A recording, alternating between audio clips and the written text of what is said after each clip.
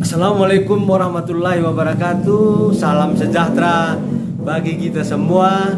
Salam pengadaan kepada Bapak Ibu para pelaku pengadaan barang jasa, apakah itu PPK, PPTK, PA, Pokja pemilihan, pejabat pengadaan, ataupun juga penyedia. Dan salam audit kepada Bapak Ibu para auditor, para apip dimanapun berada. Pada hari ini kita berbincang-bincang tentang sebuah sikap Pokja pemilihan pada tahapan unwijing. Ada diskusi yang menarik di grup Facebook antara penyedia dengan para ahli pengadaan, para pokmil terkait jawaban-jawaban Pokja pemilihan yang dianggap bukan menjelaskan tapi terkesan menghindari. Jawaban-jawabannya terkesan memaksakan bahwa itulah yang pas, bukan terkesan menjelaskan isi daripada Pokja pemilihan. Biasanya jawaban-jawaban itu diberikan misalnya persyaratan telah sesuai dengan pokmil. Baca saja Pokja pemilihan. Ini adalah jawaban-jawaban yang terkesan bukan menjelaskan. Kalau ada pertanyaan harusnya dijelaskan. Para peserta itu bertanya berarti mereka belum paham dan belum jelas sehingga diberikan sebuah penjelasan. Satu diskusi menarik tentang jawaban Pokja pemilihan adalah sebagai berikut. Ini jawaban dari Pokja pemilihan di sebuah aplikasi LPC. Terima kasih atas masukan, saran dan pendapatnya. Akan kami bahas setelah ini dengan PPK. Jika ada perubahan akan kami sampaikan pada addendum dokumen pemilihan. Terima kasih. Itulah jawaban dari Pokja pemilihan. Pertanyaannya, apakah jawaban dari Pokja pemilihan itu sudah tepat?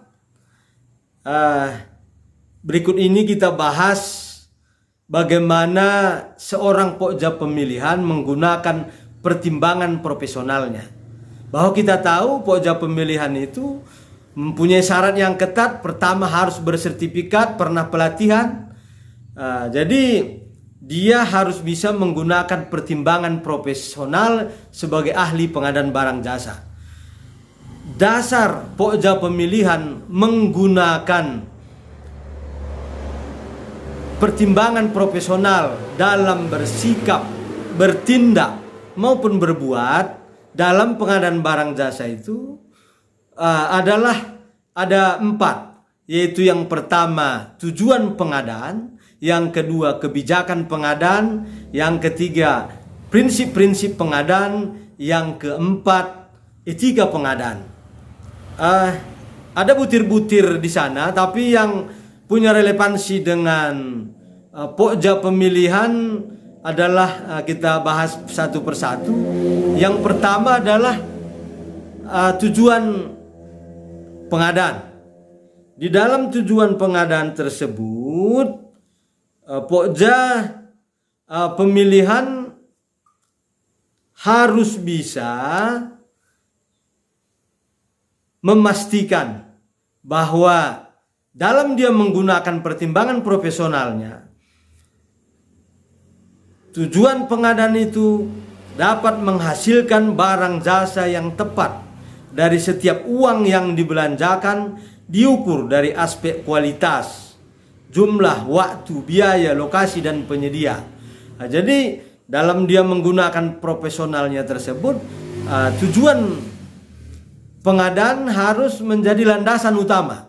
Apakah dalam menghasilkan barang tersebut sudah tepat barang yang dihasilkan, diukur dari salah satunya pasti kualitas. ada juga diukur dari jumlahnya, biayanya, waktunya, lokasinya, dan penyedia. Sudahkah tempat tersebut? Itu pertimbangan profesional pertama.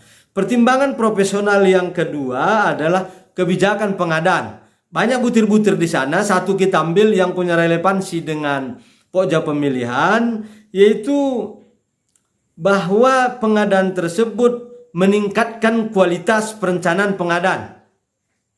Yang kedua, melaksanakan pengadaan barang jasa yang terbuka, transparan, dan kompetitif. Apakah dalam menggunakan pertimbangan profesionalnya, pokja pemilihan sudah mendukung hal tersebut, terutama dalam mendorong penyedia berkompetisi. Jadi kalau dalam saat Anwijing, pokja pemilihan berusaha untuk memaksakan persyaratan itu tetap seperti itu, atau metode itu tetap seperti itu, tanpa mendengarkan kesulitan-kesulitan penyedia, maka aspek mendorong kompetisi tadi mungkin rendah. Jadi pokja pemilihan harus memikirkan pertimbangan profesionalnya, apakah jawaban saya itu telah mendorong kompetisi, mendorong penyedia sebanyak-banyaknya untuk mengikuti lelang tersebut. Itu terkait kepada dasar pertimbangan profesional yang kedua. Yang ketiga adalah prinsip-prinsip pengadaan. Kita tahu prinsip-prinsip pengadaan itu yang pertama adalah efisien, efektif, transparan, terbuka, bersaing, adil, dan akuntabel. Ini menjadi dasar pertimbangan profesional pokja pemilihan. Pertimbangan profesional ini digunakan apakah saya dalam memberikan Anwijing ini sudah mendukung sebuah proses efisiensi keuangan negara.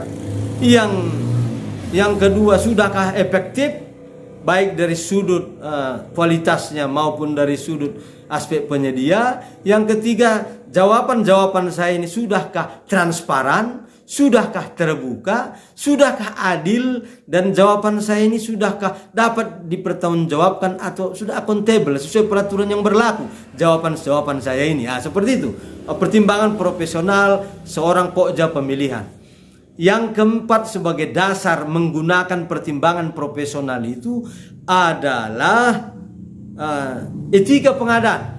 Butir-butir etika pengadaan juga banyak. Satu kita ambil sebagai dasar yang punya relevansi dengan tugas fungsi daripada pokja pemilihan, yaitu bahwa dalam bertindak, berbuat, bersikap pokja pemilihan itu harus selalu menghindari dan mencegah pemborosan dan kebocoran keuangan negara. Jadi sewaktu Anwijing ada pertanyaan, sudahkah jawaban pokja pemilihan itu mendorong etika pengadaan, di mana salah satunya etika itu adalah seperti yang kita sampaikan tadi, dia sudah menghindari dan mencegah pemborosan keuangan negara. Jadi kalau ada pertanyaan-pertanyaan dari peserta, maka itulah dasar dari pokja pemilihan. Jangan lagi ada jawaban ringkas saja atau menunda jawaban sampai batas akhir. Satu lagi terkait kepada pertanyaan sebelumnya, apakah pokja pemilihan kira-kira sudah menggunakan pertimbangan profesionalnya dalam menjawab. Kalau nanti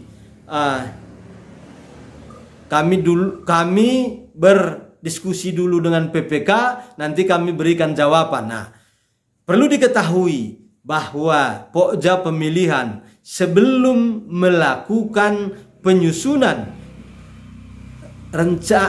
persiapan pemilihan atau misalnya menyusun dokumen pemilihan, maka ada tahapan sebelumnya yang dilakukan oleh pokja pemilihan, yaitu review dokumen persiapan pengadaan yang disusun oleh PPK. Untuk itu di dalam review itu berarti pokja pemilihan sudah menguasai ruang lingkup baik dia spesifikasi, HPS, begitu juga persyaratan penyedia yang diharapkan oleh Pokja, diharapkan oleh PPK, direview di sana. Setelah direview, maka ada satu kesimpulan bahwa Pokja pemilihan telah menguasai ruang lingkup pengadaan. Kalau Pokja pemilihan tidak menguasai ruang lingkup pengadaan, maka ini akan sulit. Kenapa?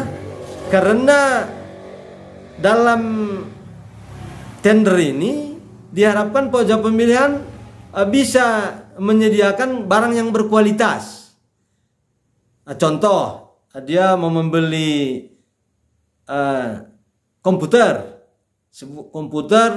dengan spek sekian. Ini kan harus betul-betul dipahami oleh Pokja, karena mereka yang akan memastikan penyedia ini sanggup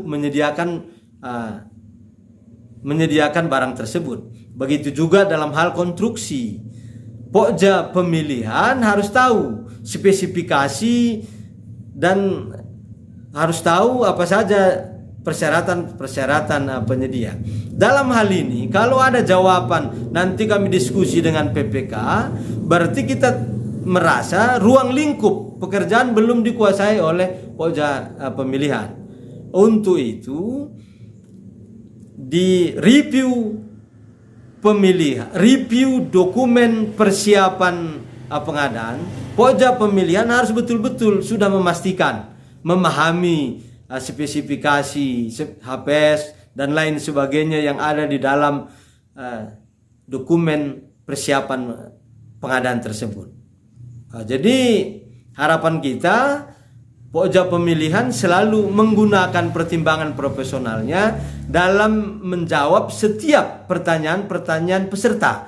Kalau Pokja pemilihan sudah menggunakan pertimbangan profesionalnya berdasarkan 4 tadi, yaitu tujuan pengadaan, kebijakan pengadaan, prinsip pengadaan, dan etika pengadaan, maka kita yakin Pokja pemilihan akan secara tangkas dan secara cermat, secara cepat menjawab setiap peserta pelelangan, sehingga jawaban-jawabannya itu tidak terkesan menutup-nutupi sebuah persyaratan yang dikunci. Demikian diskusi kita pada hari ini. Terima kasih. Salam pengadaan, salam maudid. Assalamualaikum warahmatullahi wabarakatuh. Salam sejahtera bagi kita semua.